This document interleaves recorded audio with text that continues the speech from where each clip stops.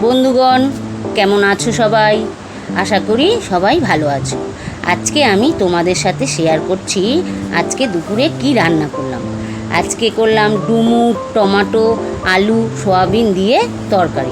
প্রথমে ডুমুর, টমেটো, আলুগুলোকে কেটে নিলাম আর সয়াবিনগুলোকে ধুয়ে একটু জল দিয়ে কিছুক্ষণের জন্য ভিজিয়ে রাখলাম। তারপর কড়াইতে তেল দিলাম।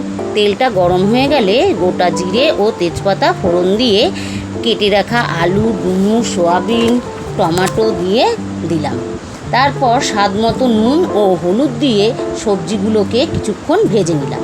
তারপর তাতে জিরের গুঁড়ো, ধনের গুঁড়ো, লঙ্কার গুঁড়ো, গোলমরিচের গুঁড়ো দিয়ে ভালো করে কষিয়ে নিলাম। কষিয়ে নিয়ে তাতে জল দিয়ে দিলাম। আবার স্বাদ মতো নুন ও চিনি দিলাম। এবার সবজিগুলোকে ভালোভাবে সিদ্ধ হওয়া পর্যন্ত ফুটিয়ে নিলাম। সবজিগুলো সিদ্ধ হয়ে গেলে নামানোর আগে গরম মশলা ও ঘি দিয়ে নামিয়ে সবাইকে পরিবেশন করলাম। সবাই তো খেয়ে বললো ফাটাফাটি হয়েছে। তোমরাও এভাবে একবার বানিয়ে খেয়ে দেখো।